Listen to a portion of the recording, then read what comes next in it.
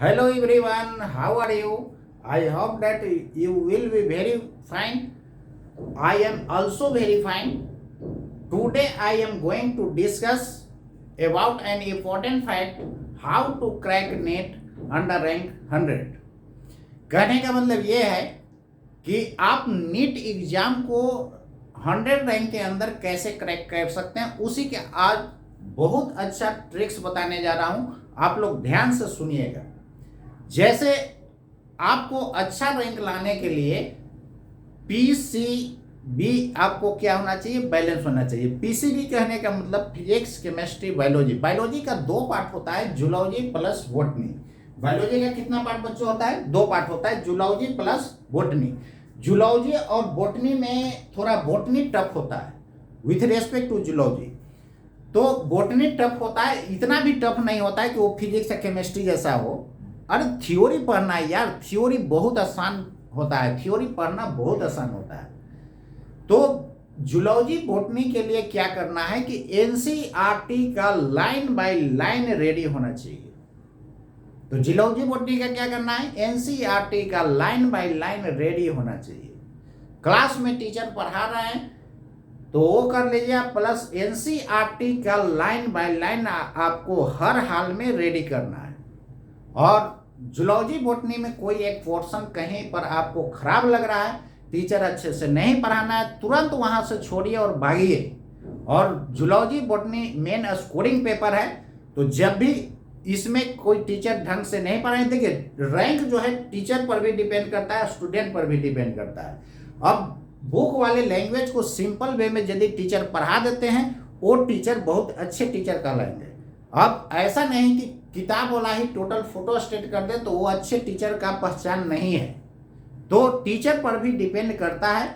बहुत लोगों का ये मानना है कि टीचर पर डिपेंड नहीं करता है, ये सबसे बड़ी चीज है, टीचर पर ही डिपेंड करता है। टीचर पर डिपेंड करेगा और स्टूडेंट पर डिपेंड करेगा, और स्टूडेंट टीचर दोनों पर यह डिपेंड करता है कि कैसे रैंक अच्छा लाया जाए। तो जब भी आपको नीट को में अच्छा रैंक लाना है तो जूलॉजी बॉटनी को लाइन बाय लाइन एनसीईआरटी एकदम रेडी होना चाहिए, क्योंकि एकदम सीधे एनसीईआरटी से उठा के फोटो स्टेट कर देता है। अब रह गई बात केमिस्ट्री का, तो एक बात और जान लीजिए कि जूलॉजी बॉटनी में आपको कम से कम 95% प्लस मार्क्स उठाना होगा। 100% आ जाए तो बहुत अच्छी बात है, लेकिन कोशिश करना है कि 95% से लेस नहीं होना चाहिए। यदि 95% से लेस होता है तो आपको नीट में रैंक क्या, आपको नीट एग्जाम क्रैक भी नहीं होगा। इसलिए नीट में रैंक अच्छा लाने के लिए और नीट को क्रैक करने के लिए आपको जो है स्कोरिंग पेपर को आपको सही रखना होगा। यानी जूलॉजी बॉटनी का एकदम जो है 95% प्लस यदि मार्क्स आता है तो आप सही जा रहे हैं। यदि उससे कम आता है तो आपका कमी है, उसको सुधारने की जरूरत है। अब चलिए केमिस्ट्री के बाद। केमिस्ट्री भी आपका स्कोरिंग पेपर है, इसमें आपको 90% प्लस जाना चाहिए। 90% प्लस जाता है तो आपका समझिए सब कुछ ठीक चल रहा है, आप 100 के अंदर रैंक लाने लायक हैं।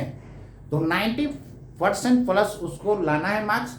और खास कर देखिए फिजिकल में थोड़ा सा प्रॉब्लम क्रिएट्स होता है, वो भी ज़्यादा प्रॉब्लम क्रिएट्स नहीं होता। आप चाहिए तो उसको भी बहुत आसान है, उसको आप कर सकते हैं। बहुत एलिमेंट्री क्वेश्चन मेडिकल वालों को पूछता है, तो आप उसको आसानी से आप कर सकते हैं। समझ गए ना। अब रह गई फिजिक्स की बात। फिजिक्स भी बहुत आसान पूछता है। फिजिक्स तो इतना आसान पूछता है कि आईआईटी वालों के रेस्पे में काफ़ी हल्का होता है। तो फिजिक्स में भी आप लोग क्या करते हैं कि बहुत सारे बुक्स बनाने के चक्कर में आप गड़बड़ा जाते हैं। कोई स्टूडेंट फिंगर टिप्स बनाता है, कोई एस सी वर्मा बना रहा है, कोई कुछ बना रहा है, कोई कुछ बना रहा है, इंस्टीट्यूट का मटेरियल्स बना रहा है। तो उतना करने की जरूरत नहीं है। आप कोई भी टेक्स्ट बुक एक लेकर कोई भी आप बना सकते हैं। जैसे एस सी वर्मा लिए तो एस सी वर्मा, अब प्लस हम तो बोलेंगे कि थोड़ा सा लेवल हाई करके ही पढ़िए तो ज़्यादा अच्छा है। एस सी वर्मा बना लीजिए या क्वेश्चन बैंक बना लीजिए, उसके बाद आपको पढ़ने का कुछ ज़रूरत नहीं पड़ेगा। तो एस सी वर्मा थोड़ा सा लेवल हाई होता है, तो हाई लेवल का थोड़ा सा बनाना जरूरी है, तो आपका लो वाला सब आसान हो जाएगा। इसलिए आप एस सी वर्मा प्लस ये नीट का क्वेश्चन बैंक जरूर बनाया कीजिए। और इस पे यदि आप प्रैक्टिस करके रखते हैं तो बाकी आपको फिजिक्स पढ़ने का जरूरत नहीं है। और टीचर जो है जैसे खासकर देखिए हम सिंगल स्टार से 5 स्टार तक पढ़ाते वक्त मारते हैं, उसमें जितना में स्टार मारेंगे उसके अंदर ही नीट में पूछा जाता है, मैक्सिमम क्वेश्चन उसके अंदर रहेगा। तो जितना स्टार 5 स्टार तक हम मारते हैं, सिंगल स्टार से लेकर 5 स्टार तक, वो सारा आप ग्रिप में कर लीजिएगा। और एससी वर्मा और नीट वाला क्वेश्चन बैंक यदि कर लेते हैं तो आपका निश्चित रूप से फिजिक्स में आपको ज़्यादा पढ़ने का जरूरत अब नहीं है। कोई स्टूडेंट चाहेगा, जैसे कुछ स्टूडेंट वीक होता है, तो उसका भी उपाय है, मेरे थ्योरी का क्वेश्चन और नीट का क्वेश्चन बैंक इतना कर लेगा तो वो भी जिसको नहीं होना है उसको भी हो जाएगा और रैंक भी अच्छा आ जाएगा। लेकिन लोग क्या होता है कि मेरा यदि 100% बात फॉलो करता है तो जो मान लेते हैं वीक स्टूडेंट है तो ऑटोमेटिक एससी वर्मा उसको दिक्कत करेगा। तो जो वीक स्टूडेंट है वो मेरे थ्योरी का क्वेश्चन और क्वेश्चन बैंक के अलावा कुछ नहीं पढ़े, मेरा सिंगल स्टार से 5 स्टार टोटल यदि आप रेडी कर लेते हैं और नीट का क्वेश्चन बैंक रेडी कर लेते हैं तो निश्चित रूप से आपका रैंक जो है बहुत अच्छा आ जाएगा। और जो स्टूडेंट वीक होता है उसको तो आप जान ही रहे हैं कि उसको बेचारे को होगा भी नहीं। लेकिन यदि मेरा बात वो भी फॉलो करता है कि मेरा थ्योरी का क्वेश्चन सिंगल स्टार से लेकर 5 स्टार तक और प्लस नीट का क्वेश्चन बैंक यदि वो रेडी हमेशा रिवाइज करते रहता है तो उम्मीद करते हैं उसका बहुत अच्छा रैंक आ जाएगा। उधर जूलॉजी बॉटनी और केमिस्ट्री को रेडी कर ले। जूलॉजी बॉटनी के लिए एकदम सिंपल है, एनसीईआरटी का लाइन बाय लाइन एकदम माइंड में स्टोर कर देना है। और कैसे स्टोर होगा, खूब लिखिए, कैसे नहीं होगा, एकदम दिमाग में ठान लीजिए कैसे नहीं होगा 100 के अंदर रैंक। खूब लिख करके देखिए, जितना भी थ्योरी पोर्शन है लिख करके आप टोटल इसमें स्टोर कर सकते हैं। रह गया न्यूमेरिकल की बात, तो आप क्या कीजिएगा, जैसे मान लेते हैं फिजिक्स का वेक्टर चैप्टर बना रहे हैं या कोई भी चैप्टर बना रहे हैं, मान लेते हैं कि 6 नंबर क्वेश्चन आपसे नहीं बना तो उस समय आप उसको सर्कल कर दीजिए। सर्कल करने के बाद अपने टीचर से पूछ लीजिए। पूछने के बाद उसको क्या कीजिए कि बाद में अगले चैप्टर जैसे काइनेमेटिक्स में लॉज ऑफ मोशन में जाइएगा तो स्टूडेंट का ये नेचर होता है। और न स्टूडेंट का, यार हम भी स्टूडेंट थे तो भूले थे, पीछे वाला भूलना शुरू हो जाता है। लेकिन मैंने वही ट्रिक्स अपनाया था कि जो हमसे नहीं बना उसको सर्कल कर लेते थे, बाद में उसको क्रॉस कर देते थे जब टीचर बता देते थे तब। अब बताइए, आप जैसे ही काइनेमेटिक्स में जाइएगा तो इधर भूलना शुरू हो जाइएगा। तो फर्स्ट क्वेश्चन उस दिन भी बन गया था तो क्या उम्मीद करते हैं आज भी बनेगा? आपको दिक्कत कौन किया था? वही 6 नंबर क्वेश्चन था। 6 नंबर क्वेश्चन को जो सर्कल किए थे उसी को बारी बारी रिवाइज करते रहना, बीच बीच में पीछे का भी रिवाइज करते रहना। तब बताइए, पूरा चैप्टर रिवाइज करना और जो सर्कल वाला रिवाइज करना, किस में टाइम कम लगेगा? सर्कल वाला में। इसलिए सर्कल वाला कोडिंग जो है ये जरूर किया कीजिए। और कैसे नहीं होगा, नीट में आप अच्छा रैंक ला सकते हैं। बात समझे ना? यदि मेरा 100% आप बात फॉलो करते हैं तो उम्मीद करते हैं आप कम पढ़ करके बेहतर रैंक ला सकते हैं, 100 के अंदर ला सकते हैं। हम तो यदि मेरा बात 100% फॉलो किया जाए तो पूरे क्लास में शायद ही ऐसा स्टूडेंट होगा जिसका नीट नहीं होगा। तो 100% यदि मेरा बात को जो फॉलो करता है और कम पढ़ के अच्छा रिजल्ट हो देगा तो नीट निकालना बहुत आसान है। विथ रिस्पेक्ट टू आईआईटी इतना आसान है, उसको आप चाहिएगा तो बहुत आसानी से उसको कर सकते हैं। और ये बात याद रखना है, कोशिश करने वालों की कभी हार नहीं होती है। जो कितना भी गधा वीक स्टूडेंट हो, कितना भी हो, हम तो कहते हैं कि वो भी चाहेगा तो उसका भी आराम से नीट हो जाएगा। हो जाएगा कि नहीं बताइए? बहुत आसानी से नीट हो जाएगा। एनसीईआरटी का लाइन बाय लाइन लिख करके एकदम टोटल लाइन उसका क्लियर कर जाना है ना, कैसे होगा। और जूलॉजी का तो कुछ खास उसमें है ही नहीं, बॉटनी में थोड़ा सा लेवल है, उसको इसलिए टफ हो जाता है कि बहुत सारे प्लांट्स के बारे में आप नहीं जानते हैं। तो अब तो गूगल का जमाना है, जो प्लांट्स आप नहीं देखे हैं गूगल पर सर्च कीजिए, वो प्लांट आ जाएगा। तो जूलॉजी बॉटनी को एकदम हर हाल में एकदम रेडी कर जाना है। और जूलॉजी बॉटनी ऐसे जगह आप पकड़े जहाँ का टीचर जो है आपको इजिली लैंग्वेज में आपको समझा दे। जहां ये आपको दिक्कत होता है जल्दी वहां से छोड़िए और अपना लाइफ मत बर्बाद कीजिए, वहां बिल्कुल मत पढ़िए। तो जहां भी जूलॉजी पढ़ने का टीचर खराब है वहां बिल्कुल मत पढ़िए। हम तो बोलेंगे कि सब टीचर अच्छे होना चाहिए। तो देखिए यहां पर क्या होता है कि एक जगह सब पढ़ने पर बेचारा पैसा 1.5-2 लाख रुपया 3 लाख रुपया दे देता है और उसमें से मान लेते हैं कि एक सब्जेक्ट खराब टीचर मिल गया तो आपको जो है समझिए लाइफ को बर्बाद कर दिया जाता है।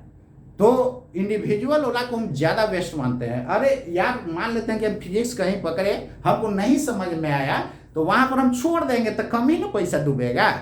लेकिन जो बेचारा 2 लाख रुपया दे चुका है उसको यदि बॉटनी और या जूलॉजी का कोई एक टीचर खराब मिल जाए या केमिस्ट्री का, तो अब बताइए उसका लाइफ बर्बाद हो जाएगा कि नहीं। तो हम आप लोग से सजेस्ट करते हैं कि आप इंडिविजुअल कोचिंग को ही पकड़िए। उसमें जो सब्जेक्ट आपको खराब पढ़ाने वाला मिल गया उसको छोड़ करके दूसरे सब्जेक्ट को दूसरे जगह टीचर पर के यहाँ पकड़ लीजिए, क्योंकि लाइफ बर्बाद, पैसा तो बहुत सारा आएगा जाएगा, लाइफ बर्बाद करने से अच्छा है कि उसको छोड़ करके दूसरे जगह पकड़ लीजिए। मैंने भी जब पढ़ाई कर रहा था तो केमिस्ट्री एक जगह पकड़ा था, वहाँ पर पढ़ाते कम थे, भांजते बहुत ज़्यादा था, वहाँ से तुरंत मैंने छोड़ा, दूसरे जगह पकड़ा, नहीं तो मेरा लाइफ बर्बाद कर देता। तो बहुत सारा टीचर्स ऐसा भी हैं जो केवल जो है पढ़ाने से उनको मतलब नहीं होता है, तो वो सब से थोड़ा सा दूर रहिए और पढ़ाई से इंटरेस्ट लीजिए और जरूर आपको होगा। तो जितना भी कमजोर स्टूडेंट रहेगा उम्मीद करते हैं कि यदि मेरे बात को 100% फॉलो करता है एकदम पक्का होगा, होना ही उसको है, ना कैसे होगा। हम फिजिक्स पढ़ाते पढ़ाते सारे सब्जेक्ट का मोटिवेट करते हैं, कैसे पढ़ना है, क्या करना है, टाइम टू टाइम हमेशा बताते रहते हैं। चाहे वो IIT का स्टूडेंट हो या नीट का स्टूडेंट हो, टाइम टू टाइम कैसे सबको हैंडल करना है ये सारा चीज बताते हैं। खाली नाम है कि हम फिजिक्स पढ़ाते हैं, लेकिन सब कुछ का हम आइडिया देते हैं कैसे क्या करना है। तो स्टूडेंट से हम आशा करता हूं कि मेरा सारा बात को फॉलो कर रहा होगा और फॉलो करने के बाद वो अच्छा रैंक 100 के अंदर देगा। तो आप मेरे बात को 100% फॉलो कीजिए और मेरे साथ जुड़िए और कमेंट जरूर कीजिए। ठीक है, आज इतना ही। मेरे बात को 100% फॉलो करते हुए आप रैंक अच्छा दीजिए, आपको मेरी खुशी होगी, आपकी भी खुशी होगी। शिक्षा जो है पूरा वर्ल्ड को चेंज कर सकता है। एजुकेशन जो भी होगा वो पूरा वर्ल्ड को चेंज कर सकता है। तो सबको एजुकेटेड होना बहुत जरूरी है। जो बच्चे वीक हैं वो भी कोशिश कर रहे हैं, कोशिश करने वालों की कभी हार नहीं होती है, एक बात ध्यान रखिए। आप लोग एक गलती और करते हैं कि घर में घड़ी, ये स्टडी रूम में घड़ी लगा देते हैं। स्टडी रूम में घड़ी लगा देते हैं तो उसमें आपको हमेशा घड़ी पे ध्यान रहता है। नहीं, जो चैप्टर लेकर बैठे उसको खत्म करके ही उठना है, कैसे नहीं होगा। थोड़ा सा पढ़ने के लिए जिद्दी मूड होना बहुत जरूरी है। और ये सब जो है, जो भी आप लोग फालतू का जो है, प्लीज डोंट मेक एक्सक्यूजेज। कहने का मतलब कि बहाना नहीं बनाइए। बहुत सारे स्टूडेंट ये बहाना बनाते हैं, I have no time to study. अरे यार, ये 24 घंटा से क्या 48 घंटा दिन रात को बढ़ा दिया जाएगा क्या? ऐसा पॉसिबल नहीं है। ऐसा है पॉसिबल फिजिक्स में एक जगह कि यदि जितना भी पोलर आइस को मेल्ट कर दिया जाए तो क्या होता है कि टाइम पीरियड अर्थ का रोटेशन का इंक्रीज कर जाता है। तो उस केस में जब सब जगह पानी ही पानी होगा तो हम आप रहिएगा कि ऊपर चल जाइएगा। बात समझ गए? इसलिए 24 घंटा में ही सबको हमको मैनेज करके चलना है। तो चलिए आज के लिए इतना ही मोटिवेशनल बात। मेरे बात को अच्छे से आप लोग समझ करके आप तैयारी कीजिए। कैसे नीट 100 के अंदर रैंक नहीं आएगा, एकदम पक्का आएगा। मेरे बात को आप याद रखिए।